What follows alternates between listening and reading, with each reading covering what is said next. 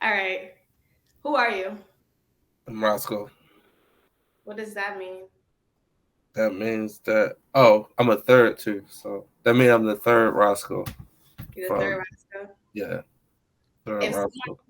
if someone came up to you and they wanted to know the intricate of Roscoe, what would you describe yourself as? Um, I don't know. In the old dictionary, it the name Roscoe used to mean God of the deer forest, but God of the what? deer forest. Deer forest? Okay. Yeah, What is but that? I don't know. But I do like going to the forest and like just vibing. Okay. Nature is good. Yeah. I don't know. I just think it just mean like rough. Like I don't know. It's like a lot. Yeah. It's like a lot to the name Roscoe. A lot of I don't know, like a Yeah. slang for a gun. A lot of people think it's the nickname. It's Yeah, it's I think of Roscoe Chicken and Biscuits automatically, yeah, or Roscoe's Modern Life. Those are the things that come up when I yeah, hear Roscoe. yeah, So, are you passionate about anything? yeah. I'm passionate about art and like learning and passionate about the the truth.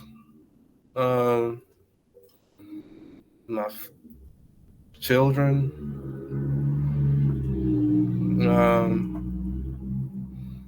Being a good person. Yeah, I like Yeah. those.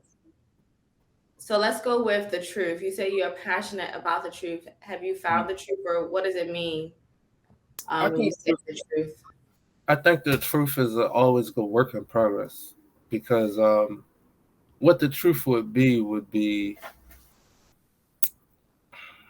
I think that's the thing is like defining what truth is. Like the truth would be the an objectionable state that kind of transcends subjectiveness, kind of like the underlying principles that connect all things together that can't be denied.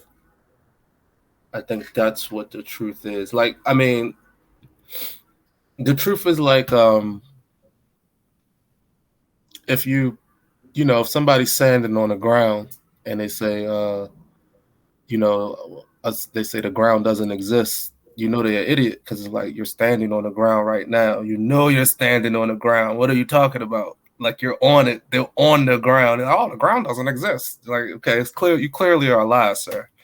Yeah. Like that's I don't know, but I think that it's still elusive. It's still elusive.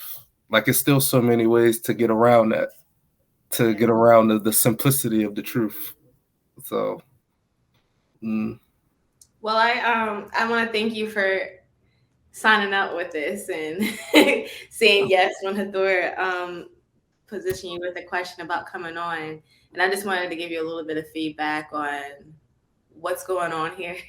mm, So I am collecting stories as a part of my ongoing analysis of just the switch, right? Sometimes people switch from one story to the other. When I say story, I'm mostly talking about that self development story, like why we hear the spiritual awarenesses type stories, or anything that happened in our life that may have shifted our perspective about peace or shifted mm. our perspective about ourselves. And so I'm going back to our childhood first, like when it came to religion and faith, how were you brought up? What was your upbringing like when it came to that discussion? Did you have that in your household or were you limited?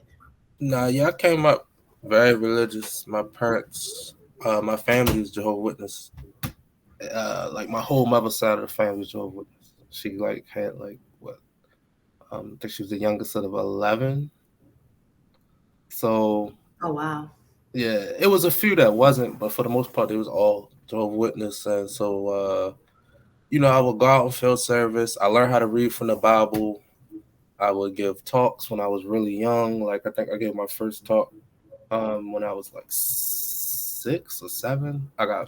I What was is talk? Can you explain what talk is? I've heard a little bit about what that is, but it's just like a little I mean, I know my first talk was just like I think it was a Bible reading, but then back in, when I was coming up, because I think they changed it, like the Bible reading used to have to like prepare an introduction and a conclusion, mhm. kind of, yeah, this with, something thought provoking, um, to get their attention, and then like wrap it all up and stuff like that. And I did that. I was doing that and pretty young, and then that moved on to like doing district convention, assemblies, district conventions, like in front of a whole lot of people, different like reenacting stuff, or they ask me questions about going out in field service, which I know like that's like going on knocking on doors, watchtower awake, trying to get people to convert and all of that. What I was mean, your it first talk like? When you said was, you had your first talk around 6 or 7, what was it about? Do you remember? I Or what think it was was that experience like? No. I think it was about was it Jehu or Josiah or something? I remember it was one of those like from Jeremiah or Isaiah or something like that. I Yeah. don't remember the exact details of it, but yeah, I just remember like hitting the key points. They told me to say certain words with certain emphasis and stuff like that. You did the Yeah, assignment. everybody was satisfied, so I was satisfied. I mean, Did I was. you feel like you were connected to whatever you were talking about, or do you feel like you were just performing? I think it was a mixture of both. I feel like I was. I would connect to what I was talking about. Like the connection I would have to what I was talking about would be genuine, but then there was also a bit of showman. You know what I'm saying? Like just kind of like creating that what the people want. Because you see Yeah. what the people want. Like you always at church. You know what I'm saying? You see what the people want. So it's like you could create that too. But no, I really connected though at the same time. I still, I'm still a Bible reader. I never stopped um, reading the Bible and enjoying the principles and the stories that's in the book. It's just that you know, I just think it's a difference from being made to do versus doing on your own. I just think that's always going to take a different level of dedication, understanding, and reason. Yeah. So when you are in the Jehovah Witness church and you're growing up, you're going through your teens, do you feel any shame when it comes to like how outsiders treat Jehovah Witnesses? My understanding is that people run away from Jehovah Witnesses because they're always knocking on the door. What is it like from your perspective? Like, is that something that you cared about? Like, what even made you in your perspective like keep doing In like my the work? in my perspective, it's now that's a tough one. I just think that, and because the reason why is I just feel like it's always pros and cons. So for me, I got used to being an outcast pretty early. I got used to not being accepted. I got used to, what I'm saying, not, kind of walking my own path, in school, not standing up for the national anthem when they would sing it every morning. Why are you sitting down? I don't know. I never stood up. I didn't even stand in with the other Jehovah Witness kids. So it was like I never really stood in nowhere. And I think that like I said, it's pros and cons to that. I feel in one respect I felt stronger because it's like, well, I never really needed validation. I never really needed none of that. But in another respect, it's kind of lonely. So I don't think that like I'm still. I don't even think I'm still even like a typical example of like you know what they Jehovah Witness children normally go through, like, because I didn't even fit in with them. Like, so Mm. it's like, yeah, Why did yeah. you feel a disconnect from them? Like, so now we're disconnected already, an outsider from the world, but now you're disconnected from your group that's aligning with your same principles. Be- What would you say the disconnect was there? because they had me on such like a pedestal, like, oh, be like Roscoe. You should be like Roscoe. You know, it's like I can't. You know, people are looking at me like you, the example, you the role model, and I mean, I just was a regular kid, like so. It was just, yeah, it was weird, you know. You're on this pedestal because you really were passionate about like the talks that you were doing, and you are like an advocate for whatever you believe in, or are you on this pedestal because you were just a rule follower and you were following what your parents wanted you to do? It was both. I think it was both. I think like the people like, you know, the way I put together the information, they thought that it was like you know, I was like ahead of my age when it came to that. But then also, yeah, I was very compliant, you know, like with whatever was going down with the religion. I was, you know, so I think if those two things combined, like I mean, like I said, like not standing up for the flag at school, not cussing at all, you know, like not like it was so much stuff that you couldn't watch rated R movies, can't watch. I don't know. It was just a lot. All that stuff was just like, all right, that's what I'm. You know, that's what I'm doing. And I hung around people that was like 15 to 20 years older than me. So you That's don't not. consider yourself rebellious at any point in your youth against like those rules or anything like that, or I felt like I was. I felt like I was rebellious internally. I don't Mhm. think I was rebellious outwardly at all. I wasn't rebellious outwardly at all. I was rebellious internally. In my thoughts, I felt like it was bullshit. It was like in my mind, I felt like I remember looking in the mirror and being and talking to myself and saying, all that matters is my outside appearance. Mhm. Nothing inside of my head actually matters. You know what I'm saying? Because that's all they go off is what they see. That's what everybody goes off of. So like I remember that I was probably like 14, 15.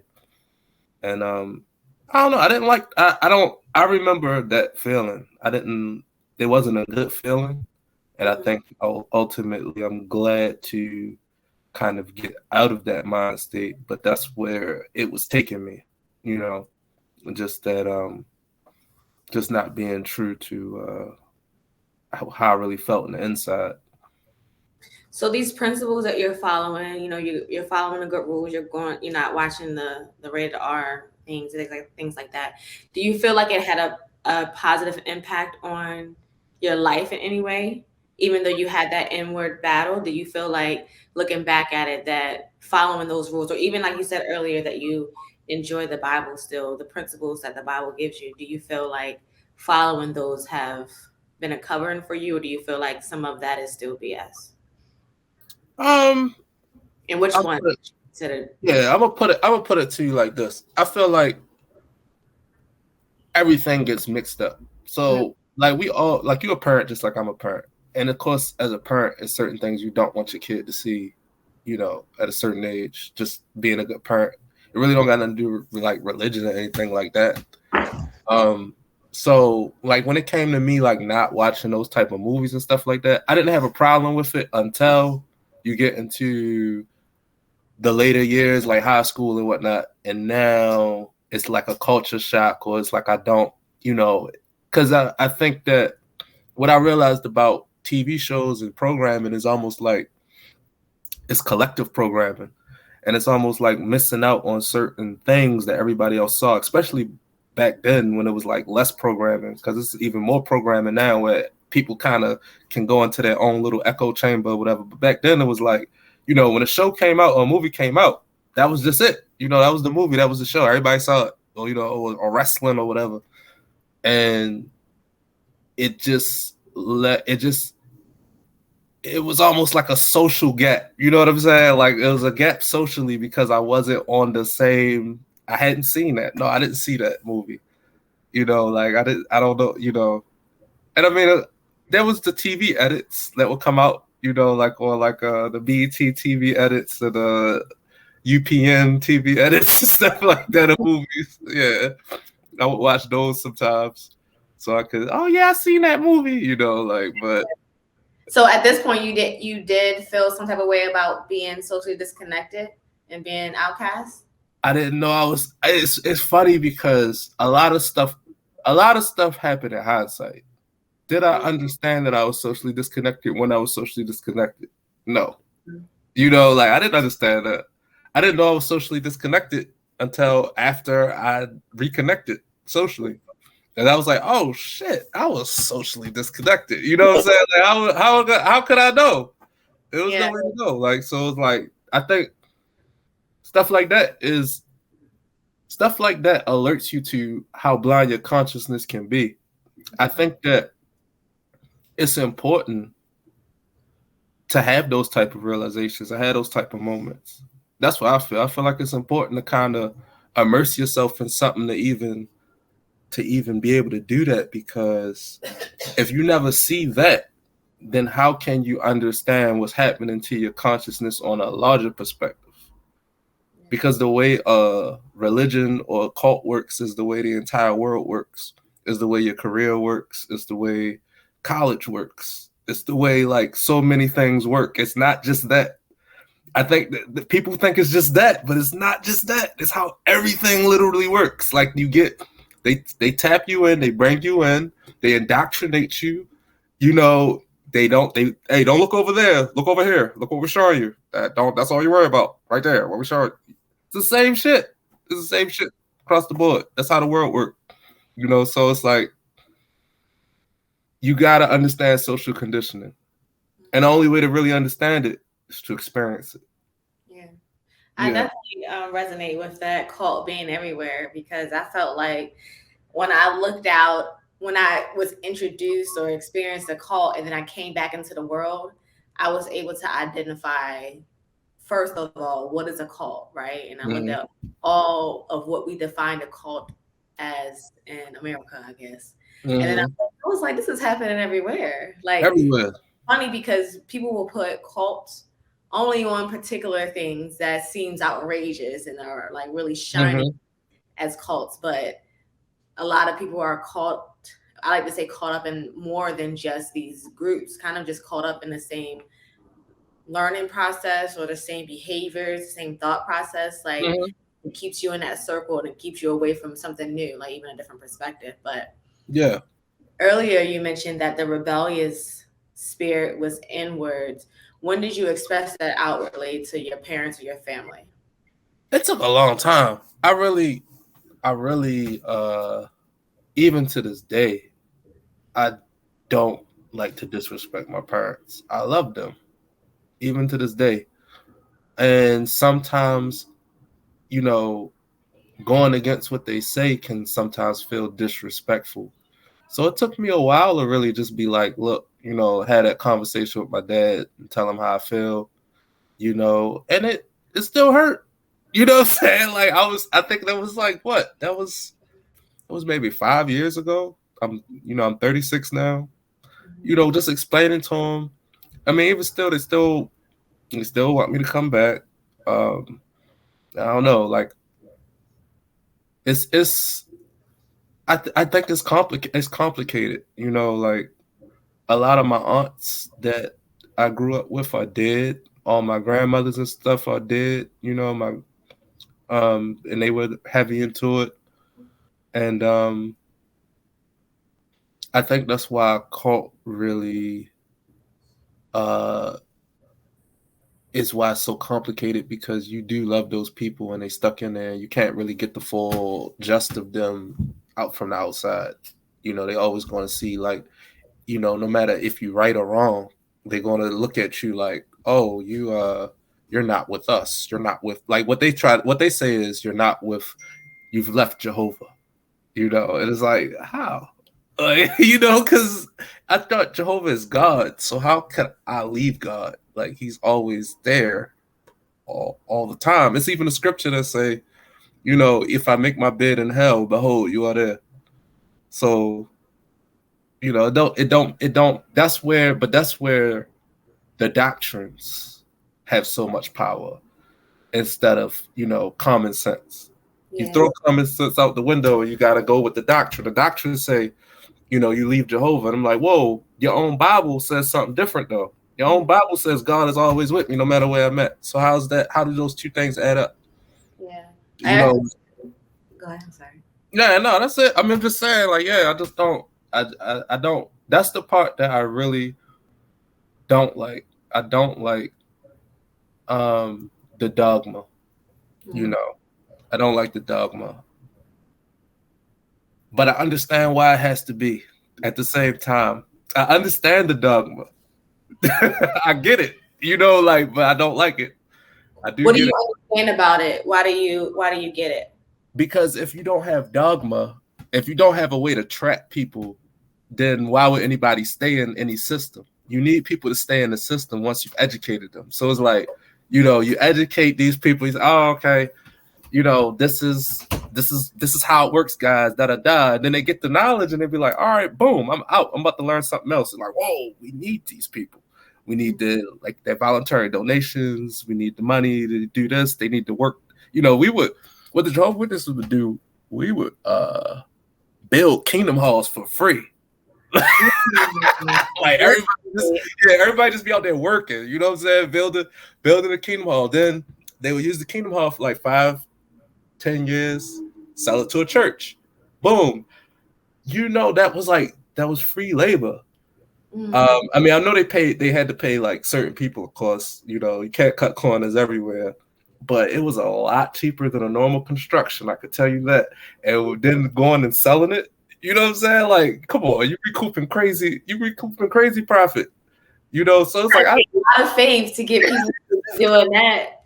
It must have really, really had some good talks. I see what's going on here. Like, I think I'm stupid, like, but all right, whatever. But yeah, no, they had some. I mean, yeah, and that's the currency, though, right? Yeah, I mean, I understand it to a certain. I've actually came. It didn't really happen until this year, even through all my understanding of like tithes and offerings. My understanding of that has been heightened this year just because of like one way somebody phrased something. And I thought about like, I was just started experiencing more like, what is it like to be back and to, some type of congregation, some type of like gathering of people who want to be better. And it's like if we all were here and just soaking in all of the things that we like about these experiences, but never giving back in some way, whether it be in the money or it be in our volunteering, then it would be, how do we keep this structure up, right? And my understanding for myself was, if I am going to do anything like this, it has to be with a group that you can see the fruits of people volunteering, you can see the fruits of people giving their money. Like, for me, going back was about my children. Like, I had a good foundation. I appreciated my foundation as I grew up. So it couldn't have been that bad, but the way that I would go about it wouldn't be in a forced way. It would be in like, I want to invite you to this experience that I'm going back to, right? And I thought like my children benefit from this experience, just like they would benefit going somewhere where I paid for them to jump around, $20 to pay there. Like, but they're getting something different here. They're getting a community who want to be good. They're getting to do all these fun things, and they're not saying, give me this money for it.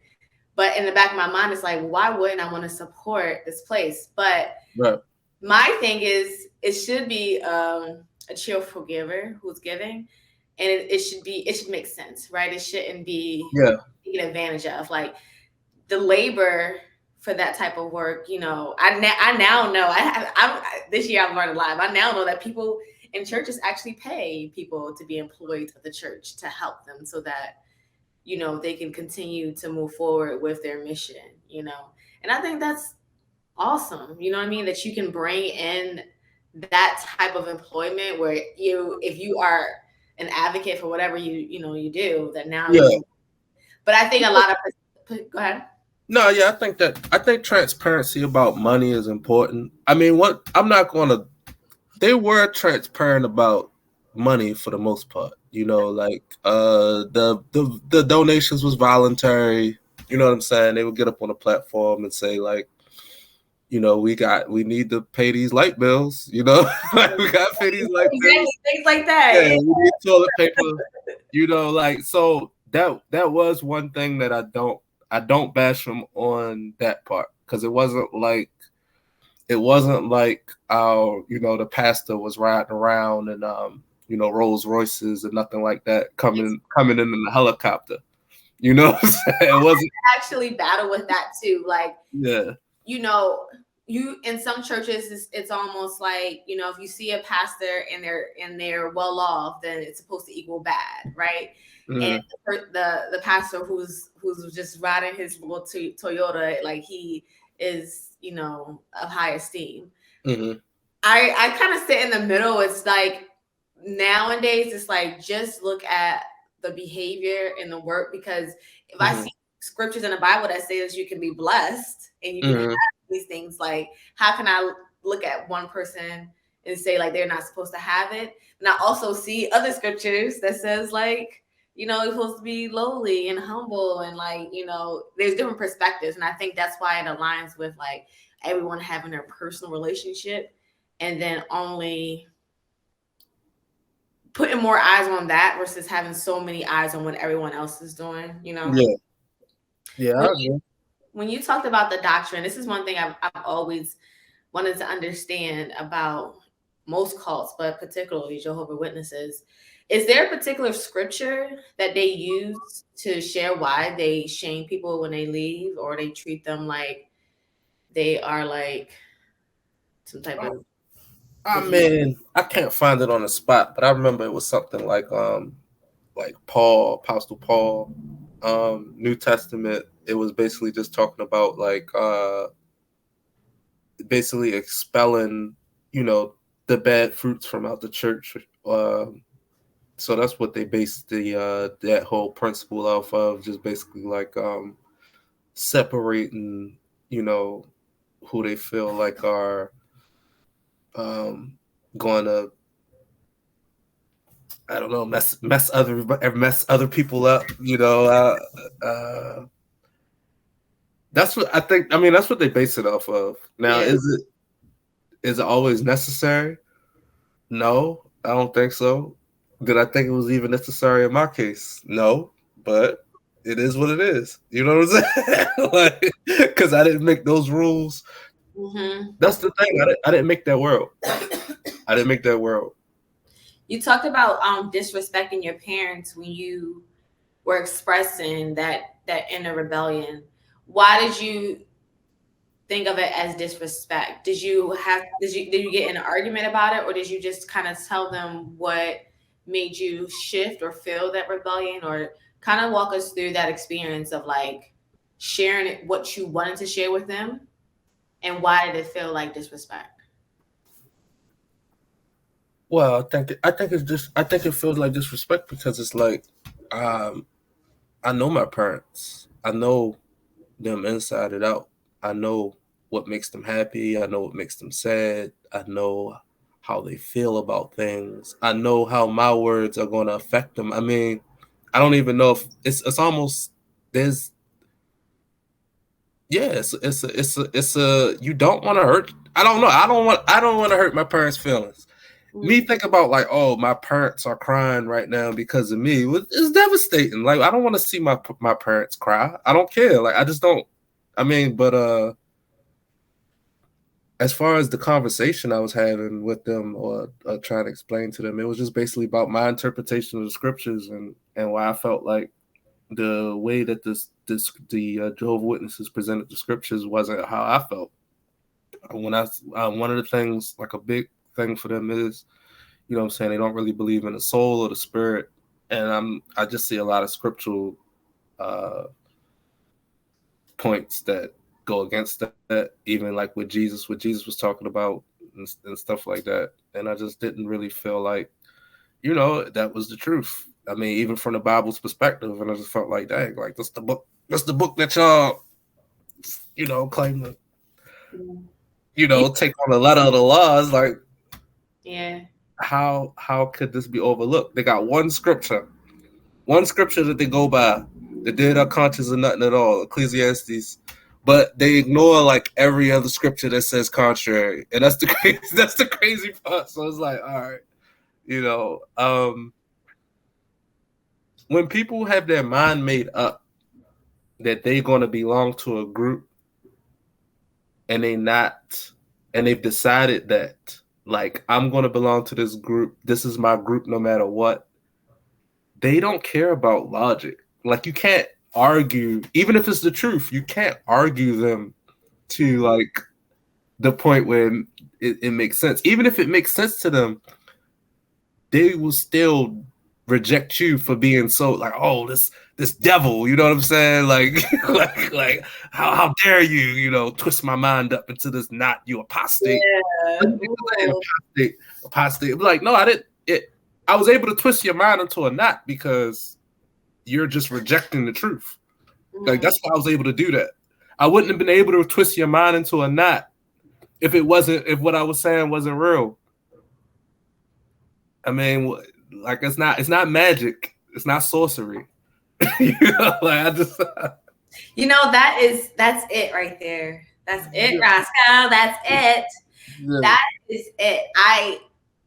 I have this like dream that we could kind of figure out where we have that common thread on between different faiths and religions, especially related to the Bible, because I want to go and speak to not only people who have similar experiences that I have with like leaving a cult and being in a cult, but people who like truly still believe in what they believe in, Mm-hmm. and have a discussion and then see where we're still saying the same thing, but like with a different tune. You know what I mean? Like, because we're not saying things much differently. Everyone just wants to own it. Like you said, it's just like it's almost like football teams. I say that like sports gets a little cult like, because Yeah. it's like this is my team, and when you're on Yeah. the team, I think when people are on You the say team, you want you to defend say, that. oh, the other quarterback is better than yours, and it might be true. What they say, fuck them. They Yeah. they don't care. Yeah. Like, why can't that be true Right. and you still be Yeah. on the team Yeah. that's different? You It's like, know? look, on paper, it's statistically proven that this quarterback is better than your. Oh, fuck him. I don't care about him. His wife cheating on him. His kids don't respect him. You know what I'm saying? It's about, oh, okay. Like, I thought we was talking about football.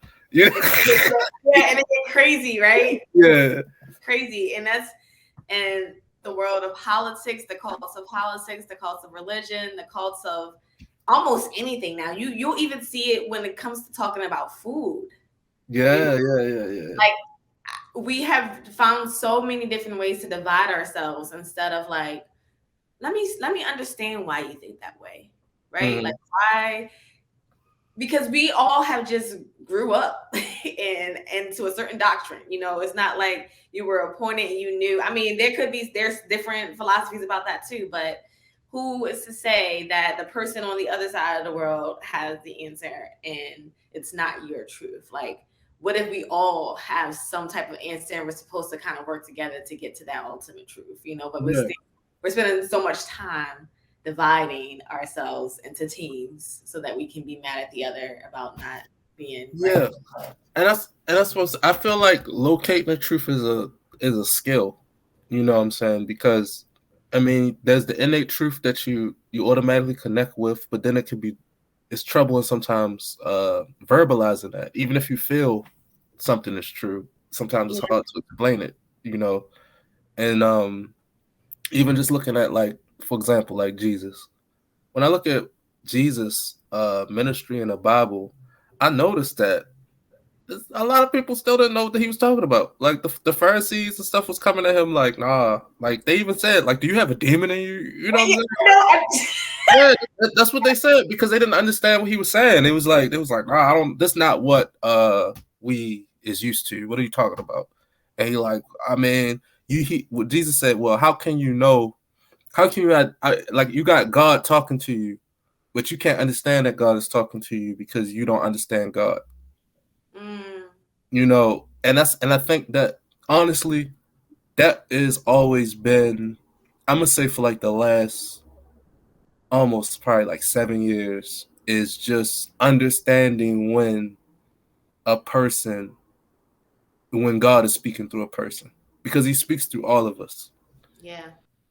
And understanding when God is speaking through a person is very important to me.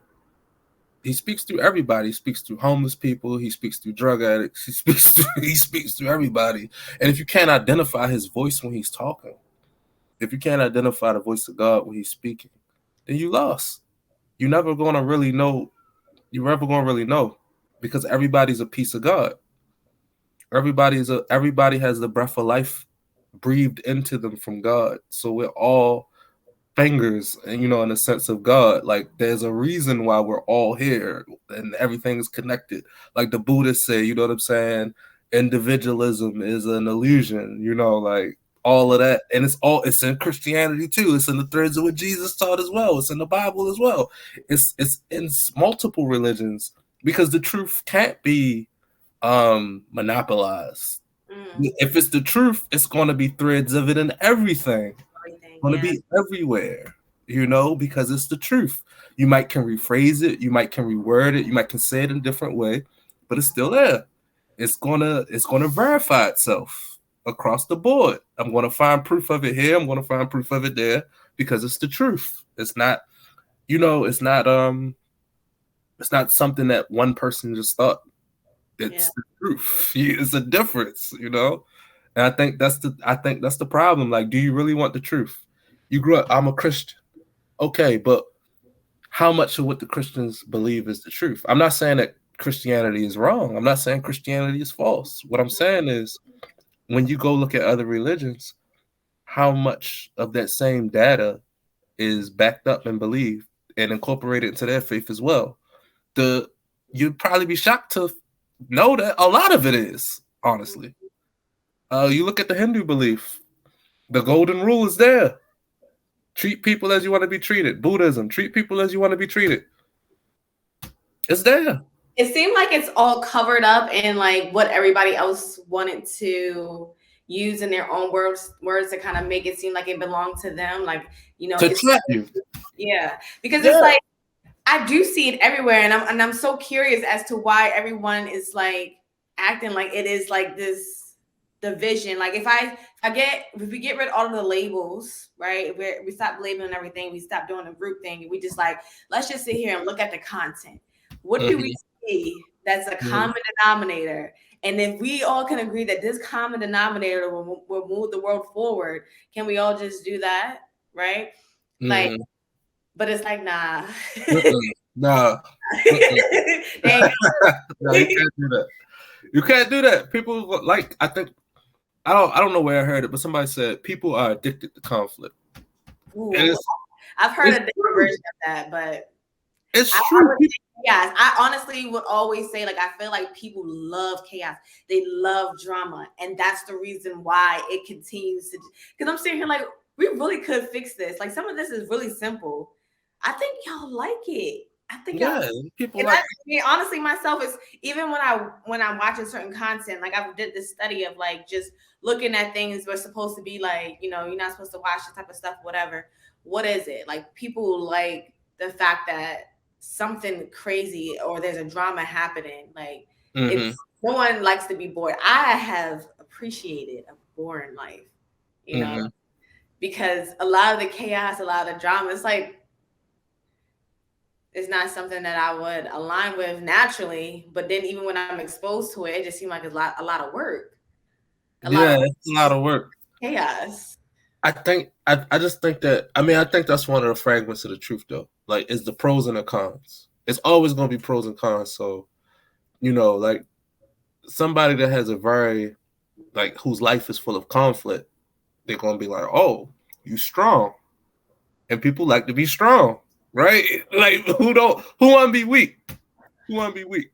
It's like, I oh, think you're strong. You got all this conflict in your life. You always rise up, but you are strong. People want to be strong. And the only way to know you're strong is to have resistance. There's no other way. That's truth. There's no other way to know you strong unless there's resistance. I There's, think that to a certain because I have this conversation with her all the time, just about like the idea of I believe that even if we call it darkness or we call it the bad stuff or whatever we call it against the good, like I believe that the existence is there for understanding, and Mm-hmm. for you just to understand that like this is an experience you can have, but you don't have to have it if you apply this wisdom, right? So Mm-hmm. it's the only difference is like it's not ignoring the fact that bad things can happen. It's not ignoring the fact that darkness exists. It's how you navigate through it that puts you in the love of chaos and the love of conflict. Like Mm-hmm. sometimes you hear these stories, and I used to always wonder, like when people make it or like they have like this success story, and it always has to be like something crazy happened to them. Like they were not to say that, not to give away from it, but like I would love to hear a story when somebody was just regular and they just applied the principles, and it was like, and now I'm here, and it's good. You know what I mean? Like I had like I sometimes I doubted myself, and it was sad days, but like I didn't get molested. I didn't. I wasn't homeless. I didn't have. I Yeah. had a great family. I had a great upcoming. Like I love But stuff like but that. That's a check different this out. story. We don't Check, have to all have bad stories, you check know? this out though. It's plenty of people that have that story, but guess what? It's boring. It's Give me more. boring. Don't nobody want to hear that shit. For real. It's Applying boring. principles and making it. It's like Bad. what? You can have no struggles. Ew, get out of it. Like, oh, like look at this. Look at how they be treating what's his name? Russell Wilson. Yeah. Yeah. Yeah, it's like, Like, oh, you ain't had no struggles. You're a Christian man. You got a beautiful wife. Shut up. You know, yeah. like, And but, that's crazy. It's so crazy because the complexity of it all is we are upset. We love the drama, right? We love that it's like something crazy, and then we're mad at the things that happen because of those things, right? So we have people who advocate for like, we're advocating out here for things that don't have to actually exist mm-hmm. if we all had order, right? Like we advocate for like people dying, right? Like people taking a gun and taking someone else's life, right? Mm-hmm. That's all about principles, right? Like we advocate for people like not having food, right? Or trafficking humans, right? Like why don't we just not do that so that we don't have to advocate for that, so someone doesn't have to use it as a part of their success story or survival? Like we could just kind of start at, but then at the other side, I'm like, well, my exposure to all of this makes me even more appreciative of the good and the light. Right. And I want to stay over here as much as I can because I'm like, that exists. That's a world that exists. And now that I'm aware of it, it's like, I'm not just going to be fumbling through here like, la, la, la, you know? Yeah. I'm no longer in la la land, but I still am close to like the benefits of la la land, like because of my exposure to like the non la la land. But it doesn't mean that I Yeah. have to have it. I want people to realize that our choices are everything. Like there is a choice for darkness. Like and even if we go through the darkness, there's somewhere along the line where you have to choose to switch to something different. Like if you continue to go that way and keep going to dark, it's not going to do anything good. You still have to make a choice, and that choice is basically back to the principles. Like one of that choice is like, I gotta And get out that's of here. and that all right. So now you all right. So that go back to what I said earlier about cults. Mm, You don't need to be in no religion to be a part of a cult. Sometimes your cult could be your own fucked up mentality. You in a cult of your own yep. fucked up mind. You feel like like okay, so we all know the hood nigga that's too hood that can't expand beyond the hood that never been outside the hood. Everything is hood. Everything got to be hood. Why? Why, nigga? You know what I'm saying? Like why? That's all I Why? know. It's other shit out here. It's other places out here. It's other countries out here. The fuck is wrong with you? You know what I'm saying? Or it's like it's just like people get stuck in these personalities that ain't doing shit for them. They not getting nowhere, but they stuck. But yes, it's the cult. The cult extends beyond just cults of religion and stuff like that. I think that's why cults actually exist Yeah. because people are already attuned to like trapping themselves all without any help. Like they don't need a person doesn't need any help to trap themselves. Yeah. to say this is like, for example, I live in Baltimore City. I don't need any help to never go outside of Baltimore City. I don't need any help. I just never leave my city. And imagine that this is how the world works. The world works like Baltimore City. Yeah. Can you hear me? Although, yeah, you Oh, good? yeah, yeah, yeah. You can keep talking. Yeah. And I think that's why I think cults work. Cults work because we all, if we're not careful, we can all trap ourselves inside of uh one particular mindset and not see all the other threads of the mindsets that can exist, or all the different realities that could exist, or you know what I'm saying, like, oh, I could go down this path, like you just said, I can go down that path, I got multiple paths, I got multiple choices, Yeah. but you get stuck. Yeah. All the cult does is play on that. Mm-hmm. I think that you spoke to it earlier about God being in everyone, and I take that to heart because when we are afraid to like deal with other people because we're in these cults and it's only this world, it's like, how do we experience the other parts of God, and why are we limiting God to this one building and these group of people? Like, God Mm, is limited, right? Like, yeah. if I am a believer of God and I believe in the world, I should be able to find God in everything that I do, Mm, right? Like, because it's a part of my life and I truly believe in it. And if nothing existed before God, then God has to be in everything. There's even scriptures that say that God made both good and evil. So, and then you have, like how you said, the Pharisees. I always think that is so interesting that people are like repeating yeah. exactly what's in the Bible, but they're not like realizing it. It's like, you're Yeah, acting just because they like think they they did think they it. think they're the Jesus. Hmm. They don't never think they're the Pharisees. They think they're Jesus. They're like, oh, I'm Jesus. How would you mean? Like, no, nigga, you the fucking Pharisees. Like what Like right here, like it's book written, like it's book. yeah. You definitely are acting just like them. Yeah, I think that's crazy too. I see it all the time. I don't know. What? Yeah. How would you define peace today? Do you have peace? Um, I think I think that I cultivate peace nice when I put my mind to it, because I don't always have peace, but I think that peace does it comes from like inner stillness, meditation. Um, I think it takes some work. Like I do different things to kind of enhance my peace. But is it a constant? I don't think it's possible. I don't think it's constant. I don't think it's possible for it to be constant. You always got to work at it, because there's always some sort of like some sort of distraction, something happening. That's just the way the world is. Like if you want peace, you got to work for peace. It's not just like you know, it's not the normal state of things. As you work for it, it's just like someone who works for anything and they're consistent.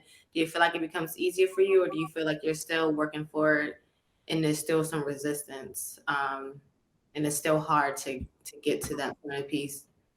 Yeah, I feel like I do feel like it become easier, but I think that resistance always kicks your ass though. Hmm. Like it's like you know how to do it. Like I know, put it like this. I'm older now, you know what I'm saying? I know how to achieve a state of very, like if I really put my mind to it right now, you know what I'm saying? I could achieve a state of very good zen like peace. Get the scents right, the incense, you know what I'm saying? Meditate, have the right frequencies going throughout, but then you get you face a situation. You face a situation and all of a sudden your world is upside down and you can't see beyond it anymore. You know what I'm saying? Like you see red and you're ready to punch somebody in the face or run somebody over the car. You know what I'm saying? And it's like, oh damn, where all self control go? Like I need it right now. Like that's just how it works. I don't think it's no I don't think it's no way around that. Just the fact that we are still people. You earlier you mentioned that you still like the Bible. Do you ever use that as a reference for peace, or do you kind of use all of the other things that you spoke about, like the Zen and the incense? No, yeah, I definitely use the Bible for that as well. I mean that's really the foundation of all the other knowledge. For me personally, because I came up Christian, so scripture like especially like Psalms and Proverbs, where talk about like so the biblical key to peace is understanding, and understanding comes from wisdom. And that's what the King Solomon will talk about. When you have understanding of things, you have peace, because you can look at a situation and say, I know why this is happening. Well, everybody else is confused about it. They don't understand what's going on. Confusion creates chaos. But if you're not confused about something, if you know why it's happening, you have peace. You're more at peace with things.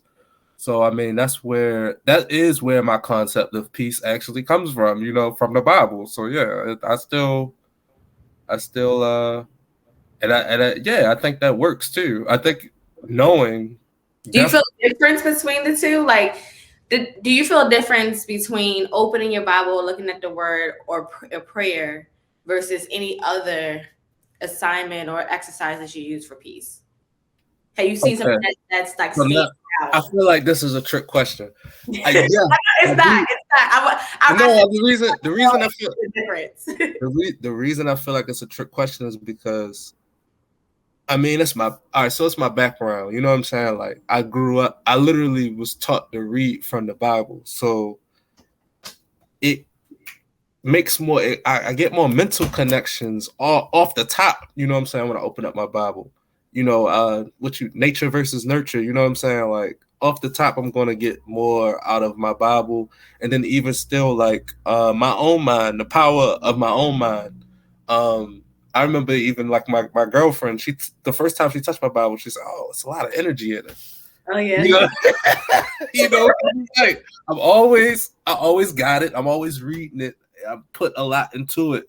yeah, I get a lot back out of it, and I think that that's the power of the human mind.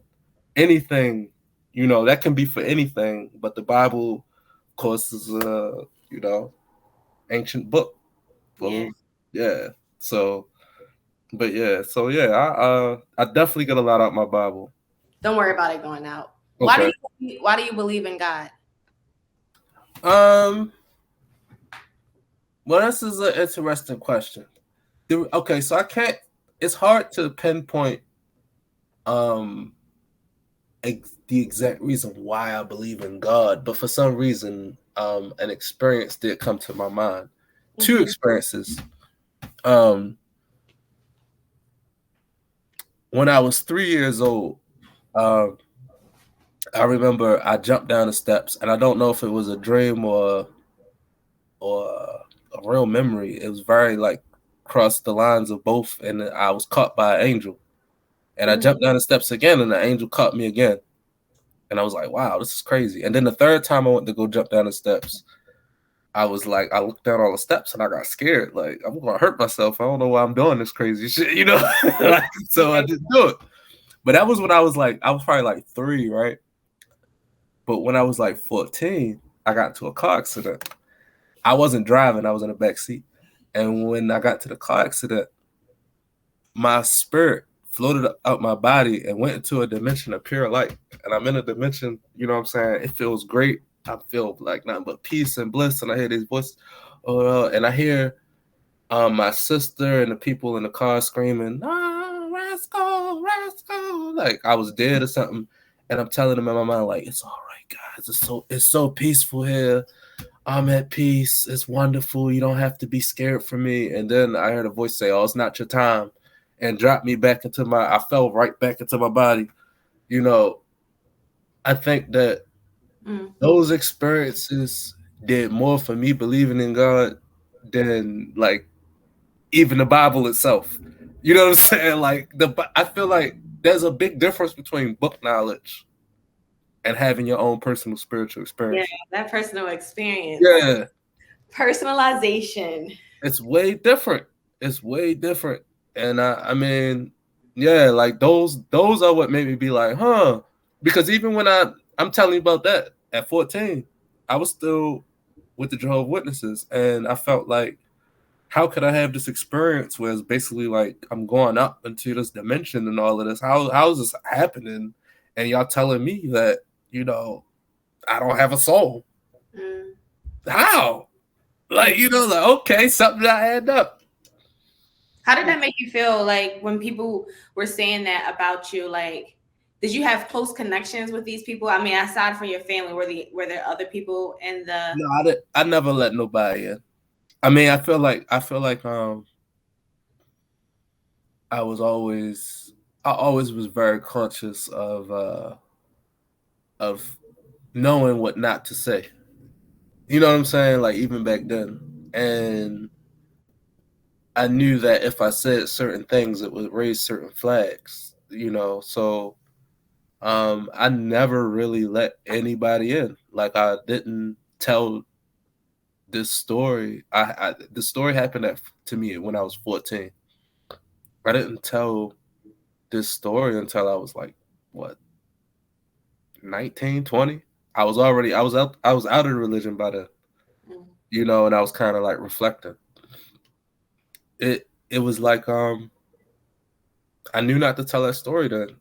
As a matter of fact, that's what triggered me. If I at the beginning, I told you about an experience where I'm standing in the mirror and I'm talking to myself, saying, it only matters what people see on the outside. Mm. That experience is what triggered that crisis. That Oh, internal really? crisis. Yeah, because I was like, I don't. I've had an experience that differs from what they're telling me is the truth. So is this really the truth?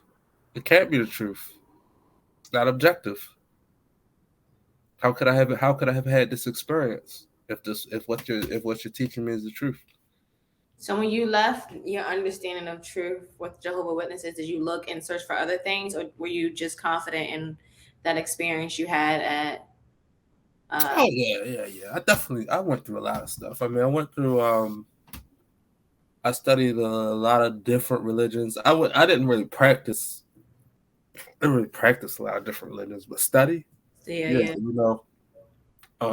I studied, what the Muslims believe, Buddhism, um, different like sects of Christianity, um, and then like, metaphysics, science, yeah, all kinds of stuff. And what I found was that usually the things that are true are everywhere and everything. Mm.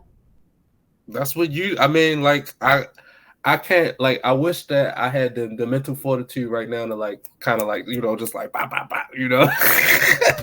But it's there, like it's all there. It's I see things that I learned from Christianity in Mm. metaphysics.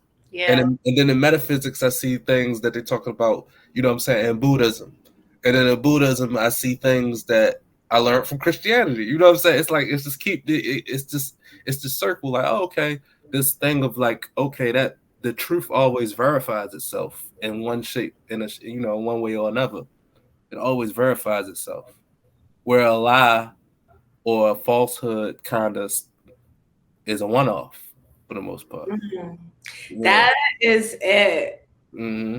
That's it. I feel, I mean, it seems like a lot of our journeys are similar when we decide to leave a cult situation or something that's defined as a cult.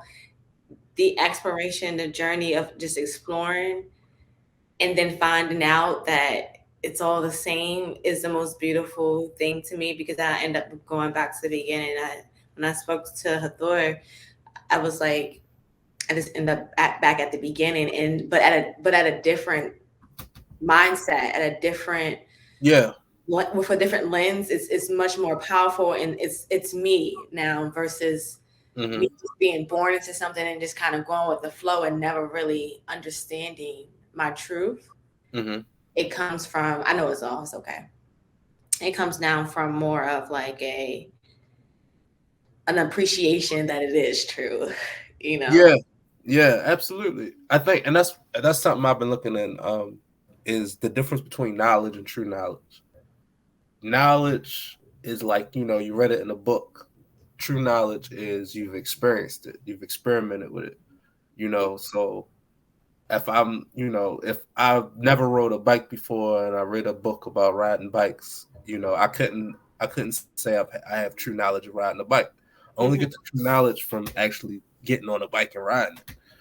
And I Yeah. think that when I look back and understand that's the difference, you know, I see a lot of people out here that have no true knowledge of a subject and yet want to tell you about it. And it's Well, like I can read that same book. You know what I'm saying? I can read the same book that you got that knowledge from and regurgitate that same information, and both of us be dumb. what I like about wisdom, or at least just the instructions that you get from the word, or even just observation, right? Is that I might not have to experience it to understand the outcome, right? Mm-hmm. Like for me, when I was younger, I remember I had a third grade birthday party I was at, and the girl, she brought out like her mom's alcohol and her cigarettes. I didn't really have a connection to like what it meant, Mm-hmm. but it just felt wrong because I used to be like roaming the city and seeing people holding alcohol like that, but they didn't look good, right? Like Mm-hmm. something about something about having the wisdom and instruction and then using it so that you don't have to experience everything is like Yeah.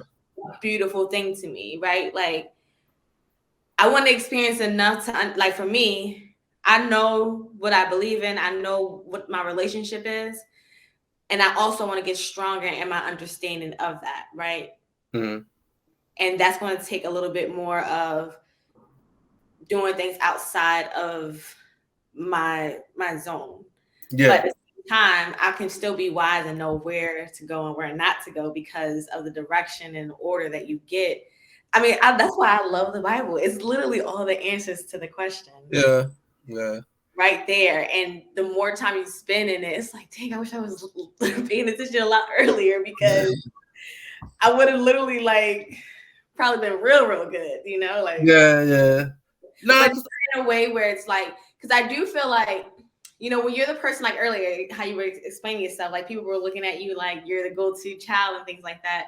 I think I have a similar experience, and I think part of the disconnect is I actually, um, it was like for a long time, it was like when you actually like it, like you actually like the I don't know how to explain it, but it was like I didn't have a problem with like looking at the brighter side, right? I don't have a Mhm. problem with like Yeah. doing the right thing. Like for some, it's more Mhm. satisfying to me, right, to do that. And Mhm. so I had to actually explore like why is this weird? Like why is it weird that I think that this is good, and other people have a different experience. Like what am I missing? And part of it is that it's like I didn't experience what they experienced. And so, like, my only knowledge and understanding was of good. So it was like being an expert in that. Yeah. And when I look back at it, I was like, if I had a preference, I probably would want to be an expert here versus the other one because one has seems to have a better reward along the way, right? Mhm. Like if I'm an expert in evil, I'm well so-called evil, or if I'm an expert in like just the darkness and the bad, it's like that's gonna come with a few bruises. And depending Mhm. on who you are, you might not want to be bruised. And some people are built and created to be bruised so they can become out even stronger and like continue to glorify the Yeah. word, continue to glorify good just because they can kind of showcase that. But I Mhm. think both of them have their value and Yeah. just decide or understand what they were actually created for. And some of us actually were created for those bruises. Yeah. I think for me, I'm a little more hard headed. Like, don't get me wrong. Like, I did spend my childhood, you know, being Mister, you know, goody goody or whatever. But I don't know. I needed to experience. I needed to. I needed to experience the darkness. It helps. It Yeah. helps. It helps you want to be even more goody two shoes, though. Yeah. I need Because because I'm not perfect. I felt like some of it was exaggeration, which was true. Some of it is definitely exaggeration. Like, you know, um, and yeah, some of it is legitimate pain. some of it is legitimate pain. So I needed I really did feel like I needed to feel that because I'm a seeker of knowledge. I'm a seeker of experiences, and I mean I'm glad I got that out the way, but I Yeah, did do it. You know, yeah. yeah, I went to some dark places. You know, so And I think that is really good to. I think it's really good to like for me. I think there's a level. There was a level I was okay with going to get what I needed to get to. Like for instance, it was like I definitely did need to go out and just not be like because in my household, my mom never really like made me do anything but go to church every Sunday. But even in that, it wasn't like it was not a lot of rules on top of me as far as like what to watch and everything. Like mm, I would be watching BET at night, watching like all the Martin shows and everything, or just shows that like my cousins who were PK children weren't mm. not allowed to watch. Like they weren't even allowed to watch like shows like Cat Dog because like so I think about stuff like that, like not having those rules but still choosing it or still feeling it, like feeling. I couldn't watch Teenage Mutant Ninja Turtles. Oh, Um, I couldn't have GI Joe action figures. Uh, I mean, it was crazy though. I don't think the rules was consistent because I was still watching like Power Rangers, X oh, I love Men. You know her. what I'm saying? But I couldn't watch GI Joe or Teenage Mutant Ninja Turtles for some reason. I don't know. Oh, did they not tell you the reason? No, they said it was violent. Oh, they But I did. mean, I still was watching other violent shows though. So I mean, I don't know. It's something must have bothered them about those particular shows. I think with the GI Joe thing, it was probably because of the army, like the military shit. I think that was like too close to reality for them. But Hmm. I still don't know what bothered them about the Teenage Mutant Ninja Turtles. I Yeah, still don't understand that one. yeah. I think some of the I mean, because I think about like some of the stuff I was able to watch and like just like if my children were watching some of this stuff, I'm like, I wouldn't want them to watch it. You know what I mean? But it was like Yeah. when I grow, I don't know, maybe it did have some type of impact on something in my life, but I feel like at the same time, it didn't make me like something that was like bizarre because I watched it, right? Yeah. Some of that could may have been protection or whatever. I don't know, but that's why I feel like some of us are just I don't know what I was going to say about that, but I don't know that I had to fight like when Pokemon came out. I had to fight to play Pokemon. I remember like it was like some guy at my Kingdom Hall. I forget who this guy was, but he was like really getting on my nerves because he was like, "Yeah, that Pokemon is demonic. yeah. Yeah, you're gonna let in Satan and his demons by playing that game." I'm like, "Shut up! You know what I think it is? What are you talking You know about?" what? I used to hate. I can't remember who that guy was, and then like my father was like, "Yeah, what you playing on that Game Boy?" I used to lie. Like, "Oh no, I'm not playing nothing." That's funny. I Yeah. think I think it's almost like it's just a risk that parents take. Like you don't know if your child will be the one of the children that's susceptible to being exposed to this, and then like they end up being one of the people that's like going out there trying to really be like this, or if you're Mm. going to have a child that's going to be like, it's just Pokemon, it's like it's it's just Martin and whatever, and just continue to live their life without it impacting them. And some of the stories I've heard of like it's starting with something they were exposed to young. Maybe it was Uh, a TV show where like they had started having sex on the screen, or mm. like someone was exposed to porn at a young age. It's like some people could have that experience and like still grow up and like it won't devastate or make them one way or the other, and Yeah. others will have those exposure and then it's like setting a tone for the rest of their lives that really become heavy for them. But I just think parents, and I get it, I get it. I just think parents underestimate themselves, Mm. like because you could sit down with a child and watch a show, and That's anything that, different. Sitting yeah, with children is so and, different than just letting them. and anything that you feel uncomfortable about, or like you feel like you could just explain it to them. Like, Mhm. it was times that my father, like my parents, did that naturally. I don't know if they remember that, but that meant more to me than like, anything, like, because it was like they would explain what was happening. Like, oh, look, those two people right there is dirty. Look at them dirty people. Like, I'm like, oh, they dirty. Oh, okay. Like, Yeah. you're not looking at it like, ooh, I want to do that, because Uh, your parents put the spin on it. Like, I just didn't. I think I think that makes way more of a difference. I think so too. The involvement, like I had to. I mean, I haven't been like the best version of myself even as a parent, and I had an experience that made just exposed me to like what more I can do to be better, right? And one of the things is like not going extreme because I know extreme is not the way, but Mm-hmm. also not being so helicopter that they Mm-hmm. don't that they're so weird, like they're so weird they can't even like connect with the world, right? Yeah. And part of that is like when they are watching something, we all have to be in the same room and I have to hear in case something pops out and like, okay, I have to talk about that, like Yeah. not avoid it. Like my Oh son, he's doing a project and he's doing it based on Magic Johnson. yeah. And so he's like reading his stuff and he kept saying hi Wow. because he I mean no one ever talked about HIV to him, right? So he keeps saying highs and I'm sitting there and I'm in the car and he's talking about it. I was like, I had to start talking about what this is. Like, Yeah, you gotta explain it. I was like, I could just let him go with highs, but I Yeah.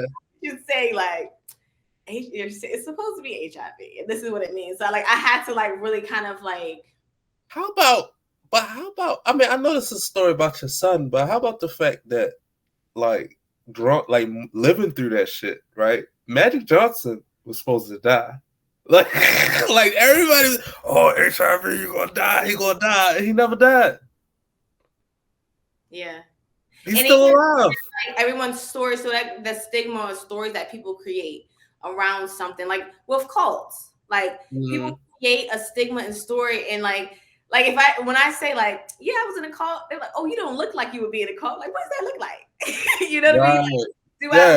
like, and I think there's different understandings of a cult. So it has to be like you was in the basement, they were like, Yeah. impregnating you at the age of 8, all of the most extreme things, but not realizing that it's always on a level. So we create all of these stories and narratives around things without even having enough information about it, right? Yeah. Not even having enough questions about it to understand why we're so against it. And that's Mm-hmm. why, like, where do we start talking to each other amongst these different faiths and religions and experiences to realize, like you said, almost like I can probably count 10 things that you said when I had the same experience that you did, Mm-hmm.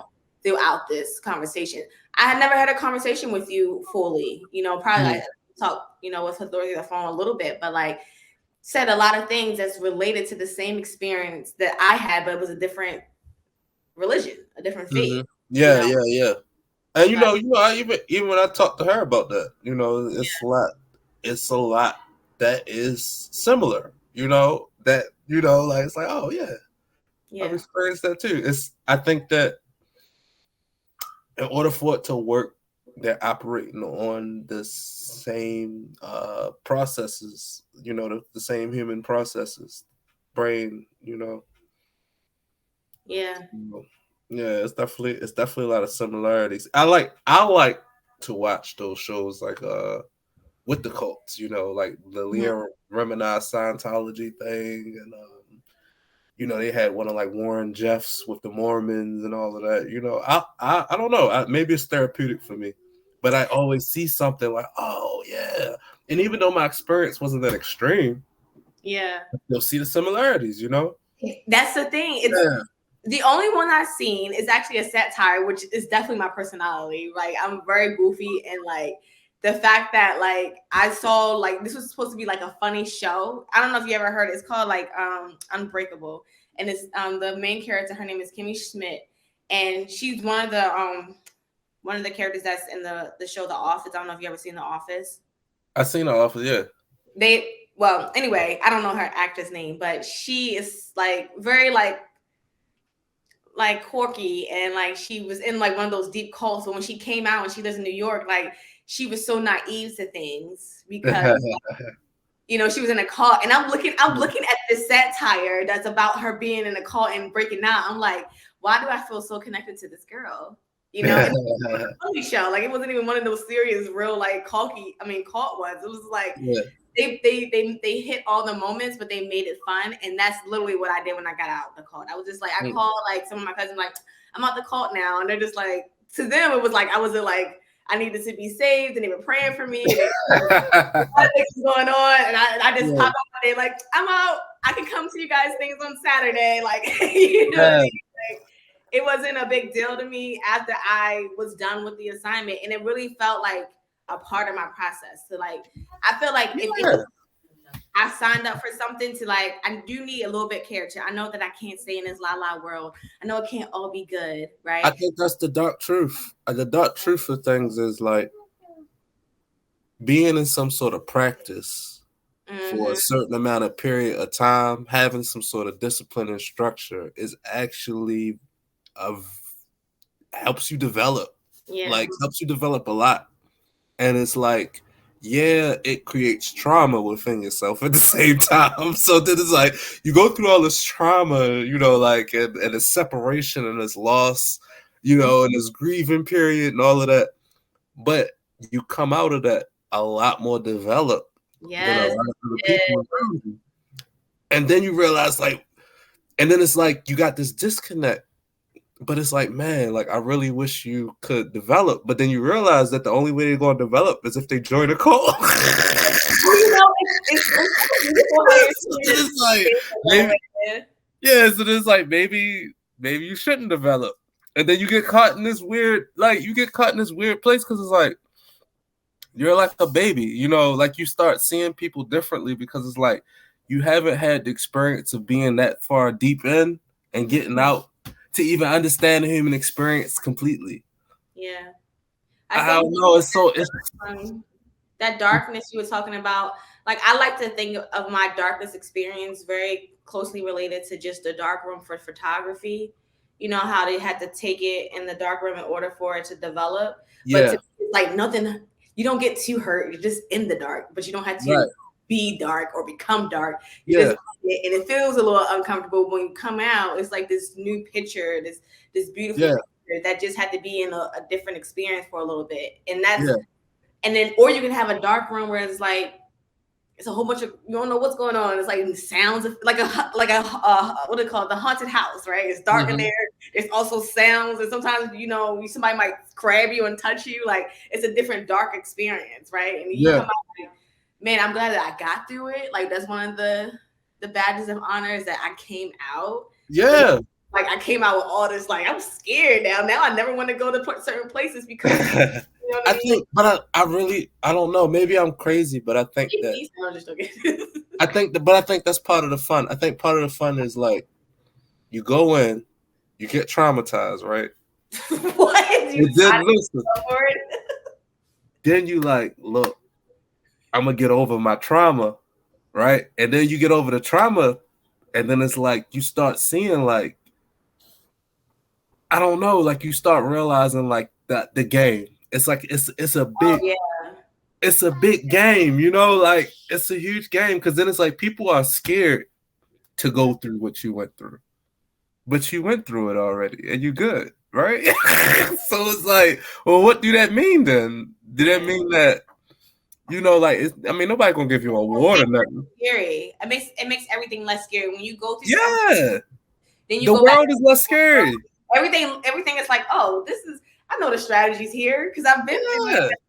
Yeah, But it doesn't seem like crazy anymore. It feels like you're more in yeah. control of your journey Like than you start looking at other countries and you be like, oh, that's a cult too.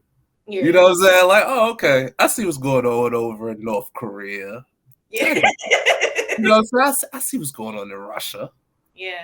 Like it's like I get it. They telling those people whatever the fuck they want to tell them. and the people are believing it if they don't eat it up.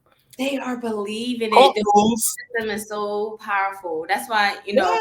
understanding what you believe in, the fundamentals of what you believe in will dictate your entire life. And if you are going to just believe in something blindly, it's a risk, right? Hmm.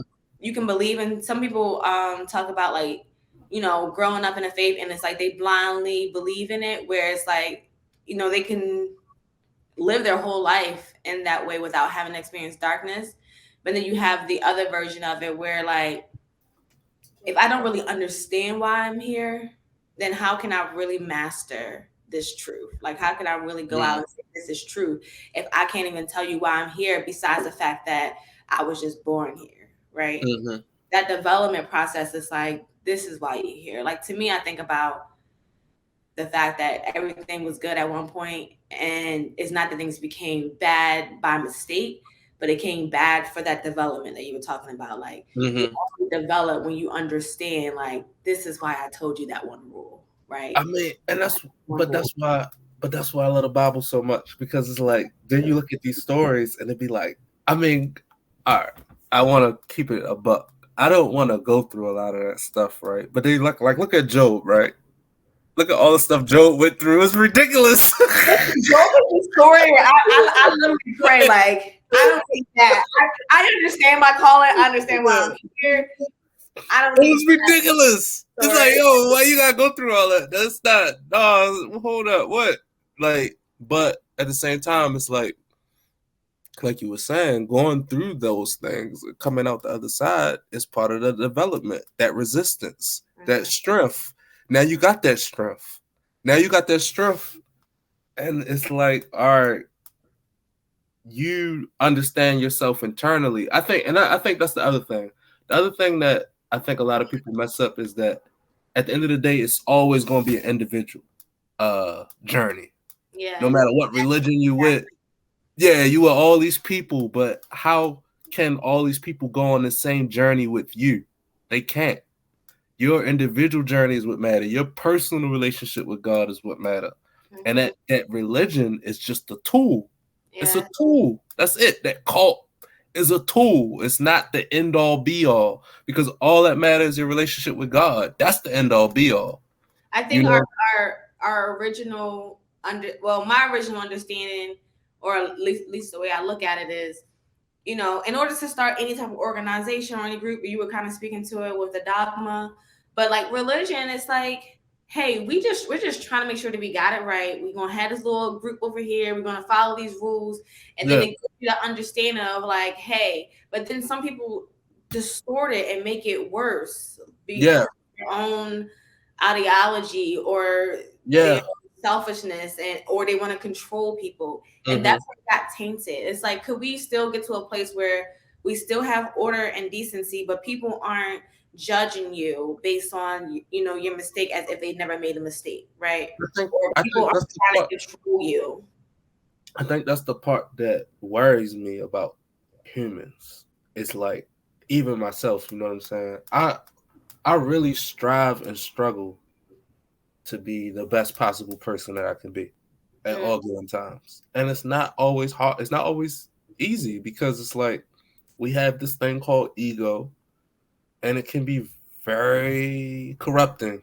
It can be very corrupting. Your ego, it could be the best movement with the most, honest and decent intentions. And then all it takes is one person's ego to mm, kind of create a domino effect and yeah, corrupt the whole thing.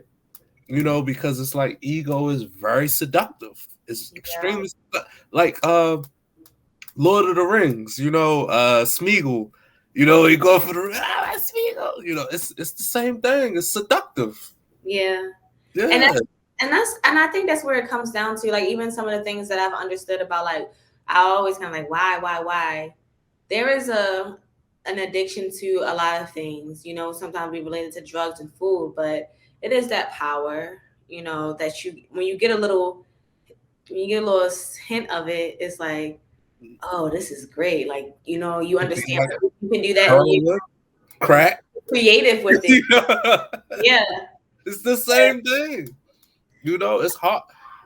and I've seen people. It's like I just had this conversation yesterday. Like I've seen people that I felt were good people. You know what I'm Mm. saying?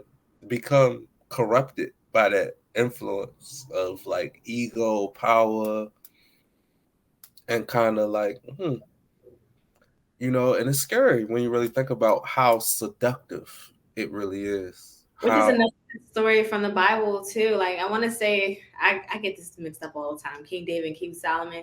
I was like, dang, how he was able to get all those blessings? He was doing all that stuff, but it's just oh, like, David, yeah, yeah, like King David was doing all those things, and look, he still had a different relationship with God, where people wouldn't be able to understand why he mm-hmm. still was the apple of his eye, but he was, even though he did these things, these laws that were against, you know. Yeah, So it's yeah, I like think, that person relationship, like no matter how good you think you are, you probably aren't that good. I'm talking to myself. And yeah, even to those who think they are the worst and can never come back, it's probably not that bad if you have a sincere heart of wanting to be good, like, no, I don't know, but I do know it's a personal relationship, because I hear so many different stories where, like, I yeah. have had that particular experience, but like I can't speak to it. But that's the reason why they have a foundation with God in the way that they do. I Yeah. think it's just about, perfecting your aspect of God, though, because I feel like everybody is in a position to be a different aspect of God or a Mm, different. You know what I'm saying? It's like, okay, so I was reading this book. I don't know if you know who like Edgar Casey is, because I think he had a pretty good philosophy on things, because one of the first things, like you always hear, is knowing yourself. mm-hmm. Knowing yourself is step one, because how can you know what aspect of God you are, or polish it or perfect it, without knowing yourself first? You That know? is it. Yeah. So you gotta know yourself. Then And no, I'm saying once you know yourself, that's just step one. mm-hmm. It is that one. And I would say that, I started to realize that a lot of books outside of the Bible came from some type of aspect of the Bible when I went back into it with my new lens, because Mhm. I'm like, it's all here, but our inspiration from us knowing ourselves and having this better relationship inspires this other work. Like people write their Mhm. stories, people write their testimonies, people share their stories so that we can Mhm. even amplify that truth. And so when you go back to, like, truth is not just gonna be a one-off, right? And that's Yeah. why it's like, I know that it's true because I keep hearing it and it repeating itself, and it's in these sincere places where Yeah. that one off, it just seems a little off, right? It doesn't Yeah. make sense. And that can be tricky because sometimes we see a lot of one offs that is like duplicated in multiple places, that we all just believe it and assume it to be true. But then that's Mhm. when the spirit comes in and that discernment comes in. It's like everybody is going this way about this one topic. Everybody says this is wrong and this is madness, or this is Well, yeah. dangerous. Well, that's the thing too. It's like it's division. Mm-hmm. Division. Um, I forget who. It was, matter of fact, it was another artist. Division is Diablo, and Diablo is like the Spanish word for devil. You know what I'm saying? Whereas God is one. So uh we all are meant to be one. Individualism is not is just more so a product of our human experience, but it's not necessarily, the reality. It's not necessarily the truth. Yeah. And whereas the devil or Diablo spurs division, and through that division you also have you got religions that reinforce that division, you got politics that reinforce that division, you got Mm-hmm. regions and zones and different cultures and classes that reinforce this division, and from that division you get all kinds of indecencies, all kinds of evils, you know what I'm saying, all kinds of, oh, we can treat you like this because you belong to those people. Yeah. Y'all people is roaches, y'all monkeys. You know what I'm saying? Like we don't respect y'all. Yeah. The whole time, like we all one. What are you talking about? Mm-hmm. You don't respect yourself if you don't respect me. Yeah. Like what are you talking about? And that's how you get away with the evil. That's how you get away with the murder, the Mm-hmm. rape. You know what I'm saying? That's how you get away with it, by division.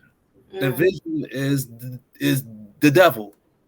Like that's what Satan is division. Is, oh yeah, those people over there are trash, and we can treat them like trash. We yeah. can ball them up and throw them in the dumpster. Throw them in the dumpster. Yeah. Yeah. Well, I want to thank you for sharing your time with me today and sharing your story. I've definitely learned a lot. What I've been doing so far is definitely working out for me. So this Okay. has definitely been something that's been helpful for me. But I Okay. hope Good. there was some type of return on the investment of your time here. And before we That close out, was good. I enjoyed it. yeah, I'm glad. Yeah. Yeah. Before we close out, I wanted you to pretty much share anything that you would like to say as it relates to maybe your experience of leaving out of Jehovah Witness and anything you would say to those that they listen to you, or maybe you want to lean towards those who might be in the same position as you, and I mean, you I know. feel like I feel like objectively, as many roads to God, I think that it is benefits to staying in one practice. There is some benefits to that, but at the same time, I feel like don't feel like you are trapped at the same time, or like that God is this is judging you so harshly when you look at the Bible, and even the people in the Bible aren't Christians. You know what I'm saying? Like David, Solomon, they weren't Christians. Like Christ didn't exist yet. You know what I'm saying? Where did Abraham how did he develop such a close relationship with God? Mm, How did Jacob develop such a close relationship with God? You know what I'm saying? I just feel like there's a lot of clues to the fact that God is a lot more open than what is being shown. But at the mm, same time, if that's not what you need, if that's what you prefer that structure. I'm not one to hate on that. I just don't like it when it's made to ostracize or alienate, other people, that uh, may have a more broad understanding of things that's actually more in line with reality, unfortunately. Whether hopefully you choose understanding to see something. that a lot, or not, Yeah, so it is what it is. So in the beginning, I had the question, "Who are you?" I know I caught you off guard. Mm. Uh, After our discussion and and how you shared a little bit about your story and your relationship with God, is there anything else that you would add to who you are? Not really. I feel like I'm still a work in progress. I'm not, in any way reached some point where I feel like, I'm all the way developed or something like that. I think that is who I am. I'm somebody that's always going to be digging, challenging myself to figure out to the deepest extent that I can of figuring out um what's expected of me. What is God's will for me? What am I supposed to be doing? You know what I'm saying? Like those are things that I ask myself almost daily, just trying to make sure I'm living the way I'm supposed to live. It's not, I don't know. It's as long as I got breath, You're that's what's Roscoe. gonna be.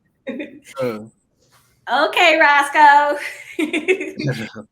Thank you again. This is the end. I don't really do no closing for these, so okay. All bye. right, bye.